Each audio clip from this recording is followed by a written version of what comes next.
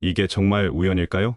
무슨 일인데? 허경영 신인님이 예언하신 날짜와 일본 만화가가 본 미래가 완전히 똑같다는 게 그게 다가 아냐. 60년 전 한국 스님도 같은 시기를 말했어.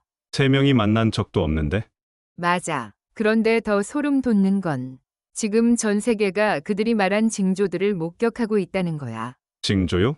바로 그거지. 우리 내면의 불안감 말이야. 본격적인 이야기 시작 전에 구독과 좋아요 한 번씩 눌러주시면 큰 힘이 됩니다. 가족이나 친구들에게 영상 공유를 해주시면 나눌수록 행복은 배가 됩니다. 마지막으로 묻겠습니다. 당신은 지금 무엇을 느끼고 계신가요? 답은 당신 안에 있습니다. 하지만 그 답을 찾기 전에 먼저 이 놀라운 이야기를 들어보세요. 요즘 밤에 이상한 꿈을 꾸시나요? 원인 모를 불안감이 계속되시나요?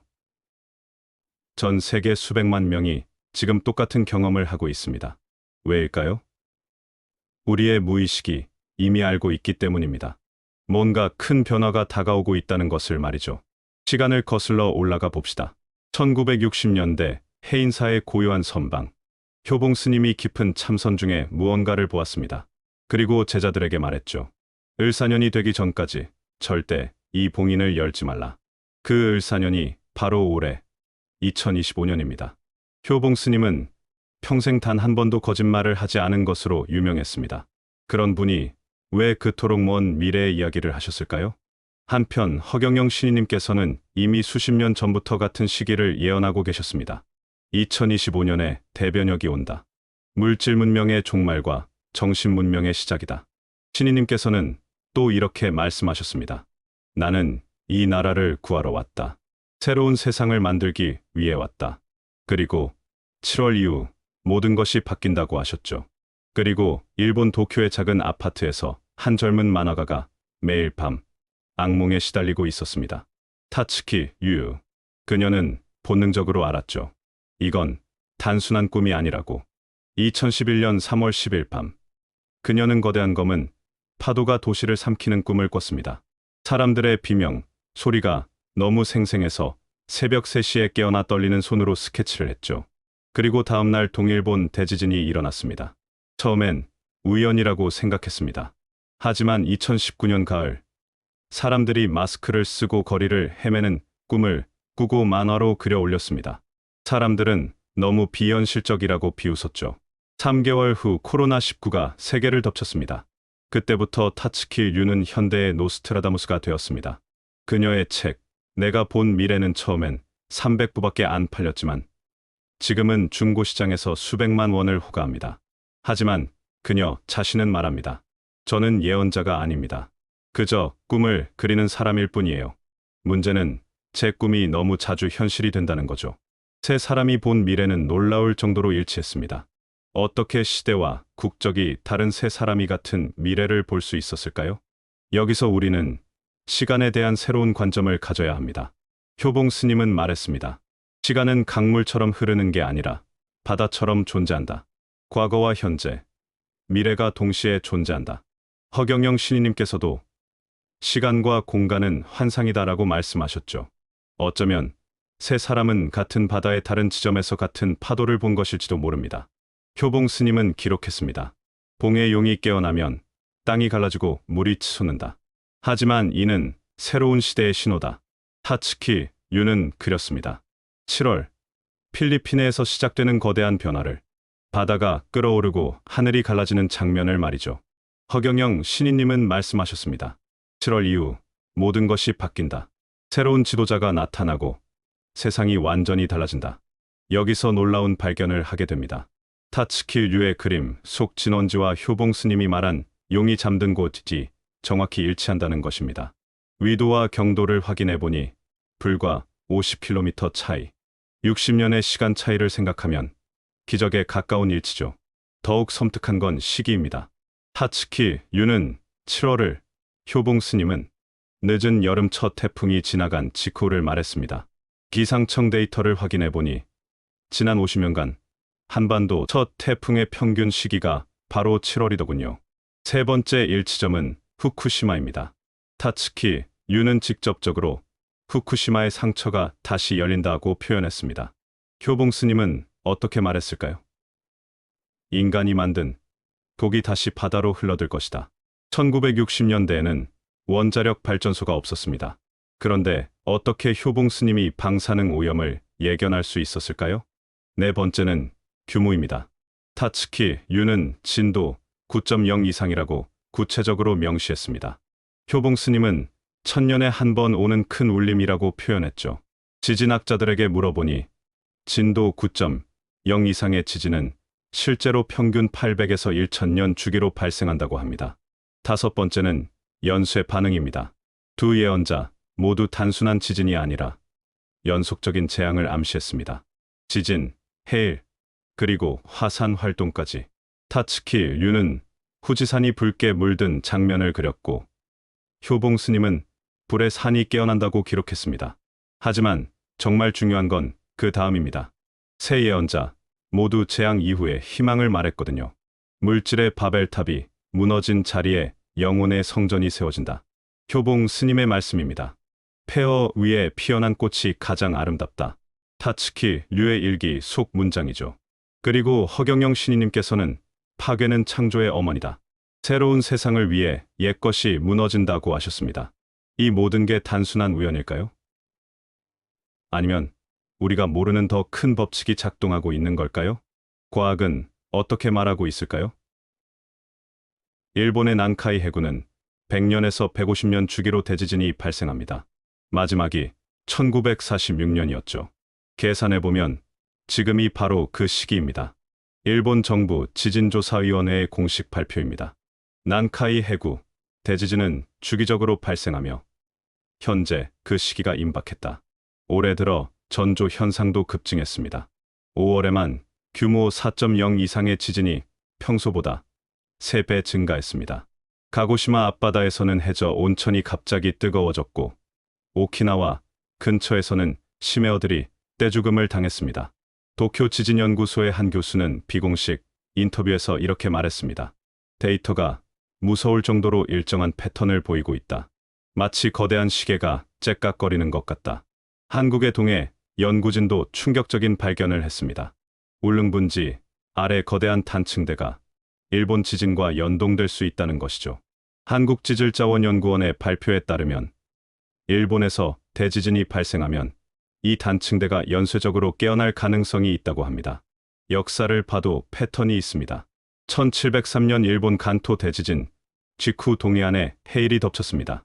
1854년 안세이 대지진 때도 울산과 포항에 피해가 있었죠. 과거가 미래를 예고하고 있습니다. 해양 데이터는 더욱 놀랍습니다. 최근 동해 수온이 평년보다 2도 상승했습니다. 별것 아닌 것 같지만 바다에서 2도는 엄청난 변화입니다. 해류의 흐름이 바뀌고 생태계가 교란되며 지각 변동의 신호가 될 수 있습니다. 물고기들이 떼죽음을 당하는 것도 같은 맥락입니다. 바닷물 온도 변화는 지하 마그마의 움직임과 직접적인 관련이 있거든요. 후쿠시마 원전 관련 데이터도 불안합니다. 지하 수위가 계속 상승하고 있고 지반 침하가 가속화되고 있습니다. 만약 대지진이 발생한다면 2011년의 악몽이 재현될 가능성을 배제할 수 없습니다. 그런데 과학자들 사이에서는 이런 이야기가 나옵니다. 측정되는 건 물리적 현상뿐이지만 그 배후에 더 큰 흐름이 있는 것 같다. 한 지진학자는 고백했습니다. 30년간 데이터를 분석했지만 최근 패턴은 이해 불가능하다. 마치 지구가 뭔가를 준비하는 것 같다. 이 시점에서 우리는 깨닫게 됩니다. 대한민국에 출연하신 허경영 신이님의 진정한 의미를 말입니다. 세 예언자가 모두 언급한 새로운 지도자는 바로 이 땅에 오신 분이 아닐까요? 효봉 스님의 동방에서 나타나는 젊은 현자, 타츠키 류의 마음으로 사람들을 이끄는 새로운 유형의 지도자, 그리고 허경영 신이님 자신이 말씀하신 구원자. 세 예언이 하나로 수렴되는 지점이 바로 여기입니다. 효봉 스님은 예언서에 이렇게 적었습니다. 갑진년 2024년에 새로운 지도자가 나타나고 을사년 여름 그의 치세에 큰 시험이 닥칠 것이다. 허경영 신이님께서 본격적으로 활동을 시작하신 시기와 정확히 일치합니다. 우연일까요? 타츠키 류는 올해 1월 마지막 그림을 공개했습니다. 그 그림에는 동방에서 빛이 나오는 장면이 있었습니다. 그리고 그 빛을 따라 사람들이 모여드는 모습이 그려져 있었죠. 그 그림 아래에는 이렇게 적혀 있었습니다. 진정한 왕은 왕관을 쓰지 않는다. 마음으로 다스린다. 이 모든 것이 우연의 일치일까요? 아니면 우리가 모르는 더 큰 계획이 있는 걸까요? 해인사에서 60년 만에 열린 봉인 속에는 이런 말이 있었습니다. 동국의 젊은 예술가가 같은 미래를 볼 것이니 그때가 바로 이 글을 세상에 알릴 때다. 어떻게 60년 전 스님이 타츠키 류의 존재를 알 수 있었을까요? 그리고 그 둘을 연결하는 고리는 무엇일까요? 답은 하나입니다. 시간은 직선이 아니라 바다와 같다는 것. 과거, 현재, 미래가 동시에 존재하는 거대한 의식의 바다 말이죠.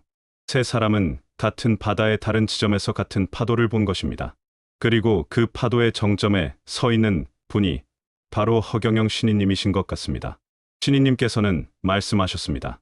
시간이 됐다. 이제 모든 것을 공개할 때가 왔다. 타츠키 류는 최근 인터뷰에서 이렇게 말했습니다. 제가 본 미래는 바뀔 수 있어요. 우리가 깨어나면요. 깨어난다는 것. 그것이 무엇을 의미하는지 이제 조금씩 알 것 같습니다. 그들이 공통으로 본 미래는 이렇습니다. 첫째, 물질주의의 종말.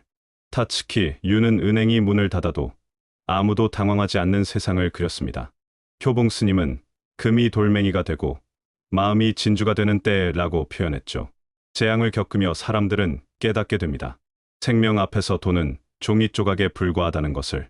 둘째, 영적 각성의 시대.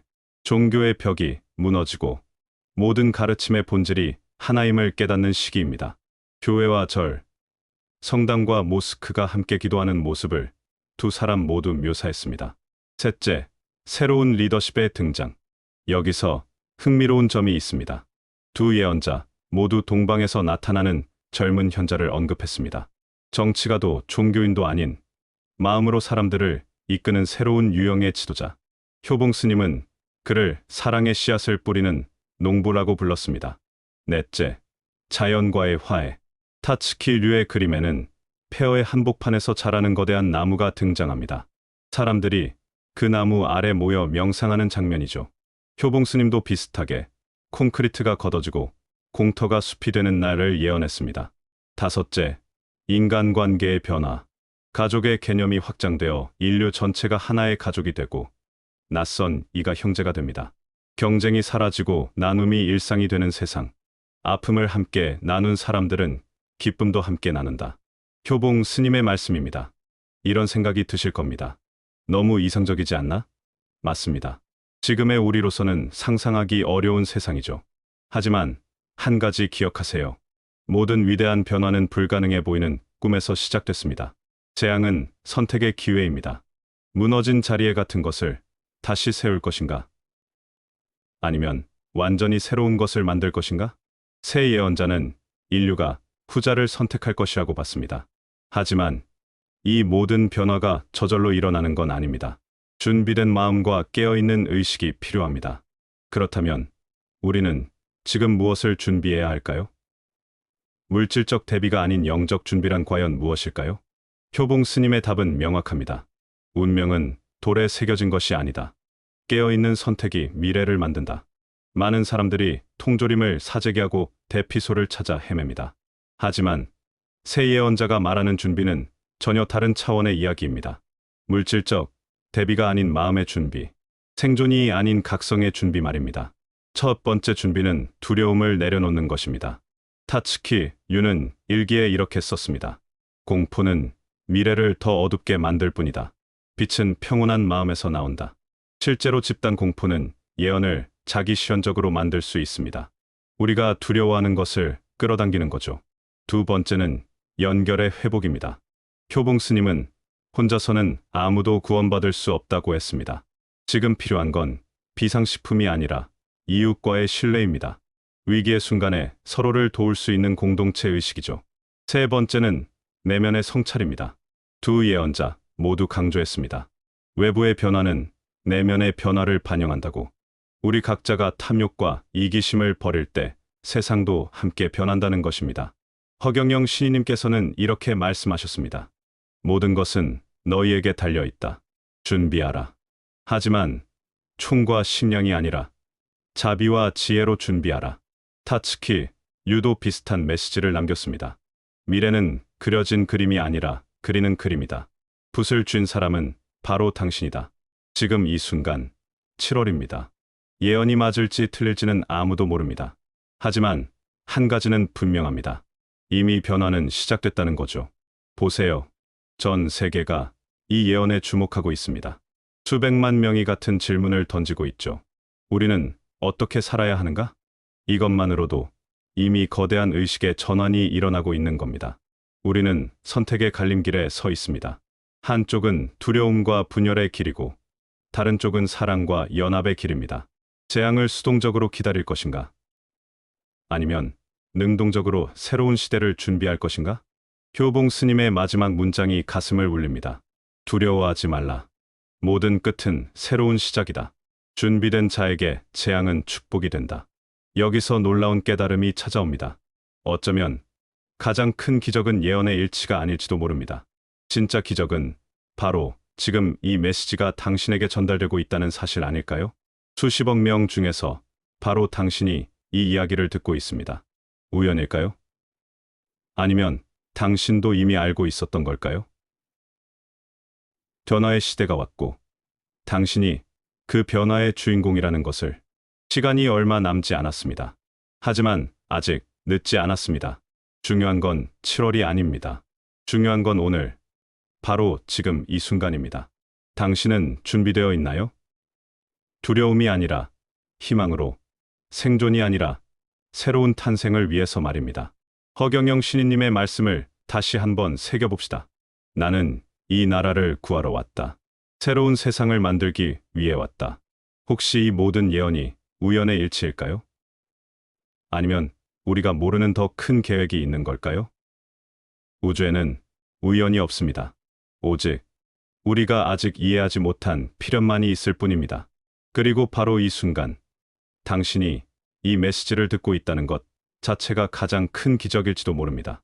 선택은 당신의 몫입니다. 당신은 어떤 미래를 선택하시겠습니까? 이 영상이 도움이 되셨다면 구독과 좋아요 버튼을 눌러주세요. 더 많은 사람들이 이 중요한 메시지를 들을 수 있도록 공유도 부탁드립니다. 감사합니다. 다음에 또 만나요.